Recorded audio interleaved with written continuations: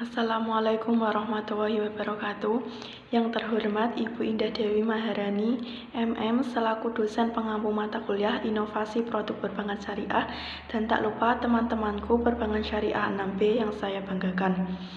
Di sini kami dari kelompok 5 yang beranggotakan 3 orang, saya Reja Fitriani, 2 Galuh Reza Oktaviani, dan 3 Munihatul Hariroh yang akan mempresentasikan hasil makalah dari kelompok kami yang berjudul Pembiayaan Bank Syariah kepada Perusahaan. Langsung saja pembahasan yang pertama yaitu pembiayaan modal kerja. Pembiayaan modal kerja adalah pembiayaan untuk memenuhi kebutuhan, yaitu untuk peningkatan produksi, baik secara kuantitatif, yaitu jumlah hasil produksi, maupun secara kualitatif, yaitu peningkatan kualitas atau mutu hasil produksi. Kemudian, untuk keperluan perdagangan atau peningkatan utility of pledge dari suatu barang. Sedangkan pembiayaan modal kerja syariah adalah suatu pembiayaan jangka pendek yang diberikan kepada perusahaan untuk membiayai kebutuhan modal kerja usahanya berdasarkan prinsip-prinsip syariah. Sedangkan dalam modal kerja syariah dibagi menjadi beberapa komponen. Yang pertama yaitu sebagai alat likuid, piutang dagang, dan persediaan yang umumnya terdiri dari persediaan bahan baku, persediaan barang dalam proses, dan persediaan barang jadi. Sedangkan adapun beberapa pos pada neraca yang terkait dengan pemberian modal kerja. Yang pertama yaitu persediaan barang yang terdiri dari persediaan barang mentah, persediaan barang dalam proses, dan persediaan barang jadi. Untuk yang kedua yaitu piutang usaha, merupakan tagihan kepada customer. Sedangkan yang ketiga yaitu utang usaha, merupakan kewajiban bagi perusahaan untuk membayar sejumlah uang atas pembelian barang atau jasa yang telah dinikmati. Sedangkan jenis-jenis pembiayaan modal kerja yang ditawarkan oleh Bank Syariah, yang pertama yaitu pembiayaan rekening koran syariah, merupakan pembiayaan rekening korannya sejalan dengan prinsip syariah. Sedangkan yang kedua yaitu pembiayaan berjangka pada bank konvensional. Kredit berjangka atau dikenal dengan demand loan merupakan fasilitas kredit yang penarikannya dilakukan dengan surat promers, surat pengakuan utang, di mana debitur meminta sejumlah dana dari bank dengan jangka waktu yang telah disepakati. Sedangkan yang ketiga yaitu clean-up finance system. Biasanya fasilitas ini diberikan kepada usaha yang bergerak di bidang konstruksi atau jenis usaha lain yang memiliki pola usaha yang sama dengan konstruksi. Sedangkan yang keempat yaitu pembiayaan L atau C ekspor. Sedangkan yang kelima yaitu negosiasi vessel ekspor yang fasilitasnya diberikan karena nasabah membutuhkan modal kerja. Sedangkan yang keenam atau terakhir yaitu True Receipt, merupakan fasilitas pembiayaan yang diberikan oleh Bank Syariah bagi importir untuk membiayai pembayaran barang yang diimpor. Akan melanjutkan presentasi dari Riza Oktaviani. Poin B, pembiayaan investasi. Pembiayaan ini merupakan fasilitas yang diberikan untuk membiayai aktiva tetap yang digunakan demi menunjang kegiatan usaha. Hal ini memuat beberapa alasan mengapa perusahaan membutuhkan pembiayaan investasi. Yang pertama, kapasitas pabrik yang sudah dimiliki saat ini tidak dapat menampung sumber daya yang ada. 2. Mesin-mesin produksi masih menggunakan teknologi lama dan kapasitas produk kecil. 3. Perusahaan membutuhkan kendaraan operasional baru dalam jumlah banyak. Dalam pembiayaan investasi bagi perusahaan dapat menggunakan akad murabahah. Dalam langkah-langkahnya yaitu 1. Mengidentifikasi apakah pembiayaan investasi tersebut untuk barang-barang yang ready stock. 2. Jika ready stock, maka langkah yang selanjutnya yaitu apakah barang tersebut sensitif terhadap tax issues atau tidak. Pada umumnya, pembiayaan investasi diberikan dalam jumlah yang besar dan pengendapannya cukup lama. Oleh karena itu, perlu disusun proyeksi arus kas yang mencakup lama komponen biaya dan pendapatan, sehingga akan diketahui berapa dana yang tersedia setelah semua kewajiban terpenuhi. Penyusunan proyeksi arus kas ini harus disertai pula dengan perkiraan keadaan-keadaan pada masa yang akan datang.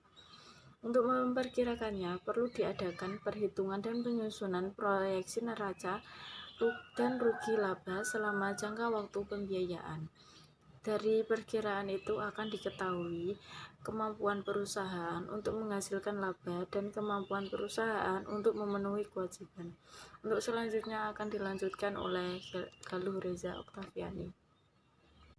Di sini saya akan melanjutkan penyampaian materi dari Saudari Muniatul Hariroh, yaitu pada poin C mengenai supply chain management. Supply chain management atau SCM adalah kegiatan yang melibatkan koordinasi dalam hal pengadaan barang dan jasa sekaligus mengelola bahan baku atau material, informasi bisnis, dan arus keuangan dalam hubungan bisnis antar organisasi atau perusahaan.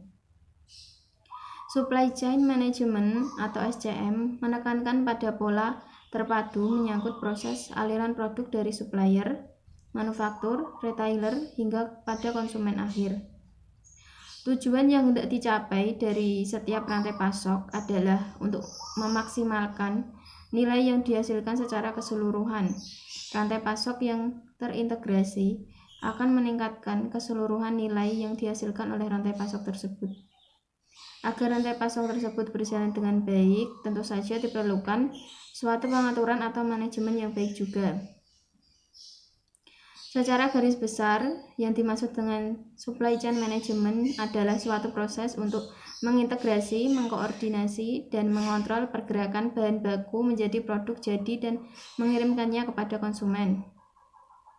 Sedangkan yang dimaksud dengan supply chain financing yaitu suatu kombinasi perdagangan, pembiayaan oleh institusi keuangan, sebuah kerjasama triparty vendor atau perusahaan itu sendiri, dan sebuah platform teknologi yang mempersatukan mitra dagang dan institusi keuangan secara elektronis dan menyediakan pemicu pembiayaan berdasarkan pada keterlibatan dari atau beberapa titik rantai pasokan. Tujuan dari FSCM adalah untuk meningkatkan transparansi antara tingkat otomatisasi proses bisnis sepanjang rantai finansial. Tujuannya adalah untuk menghemat biaya pengolahan dan mengurangi modal kerja perusahaan. Ada beberapa indikator kinerja kunci yang relevan untuk mengukur manajemen rantai pasokan keuangan. Salah satu kunci metrik adalah siklus arus kas yang merupakan periode dari pengiriman oleh pemasok sampai penerimaan kas piutang dari pelanggan. Menurut Hausman, dalam siklus arus kas digolongkan sebagai berikut. Yang pertama yaitu persediaan harian. Ini adalah lama waktu antara pengiriman barang dan faktur dari pemasok dan penjualan barang dan faktur pada pelanggan. Yang kedua yaitu hari dalam hutang. Ini adalah lama waktu antara pengiriman barang dan faktur dari pemasok dan pembayaran aktual untuk persediaan. Yang ketiga yaitu hari penjualan yang beredar. Ini adalah lama waktu antara penjualan barang dan faktur kepada pelanggan dan tanggal pembayaran aktual dari pelanggan. Sedangkan yang keempat yaitu hari dalam piutang. Ini adalah lama waktu antara penjualan barang dan faktur kepada pelanggan dan tanggal pembayaran yang diharapkan. Selanjutnya yaitu program supply chain financing merupakan paket program layanan perbankan yang menawarkan benefit dalam bentuk pertama, menyediakan pinjaman untuk mendukung modal kerja atau working capital loan perusahaan distributor dalam bentuk rekening pasif yang tidak dapat diambil secara tunai. Rekening pasif tersebut hanya dapat digunakan untuk melunasi hutang dagang kepada supplier. Yang kedua, menyediakan layanan pengelolaan kas atau cost management service. Bank akan menyediakan beberapa layanan seperti report mengenai tagihan dari supplier, report saldo rekening pasif, dan report lainnya yang diperlukan nasabah. Sekian yang dapat saya sampaikan dan terima kasih. Saya kembalikan kepada moderator. Demikian presentasi dari kelompok kami. Kurang lebihnya kami mohon maaf apabila dalam menyampaikan materi kurang begitu jelas. Wabillahi taufik wal hidayah. Wassalamualaikum warahmatullahi wabarakatuh.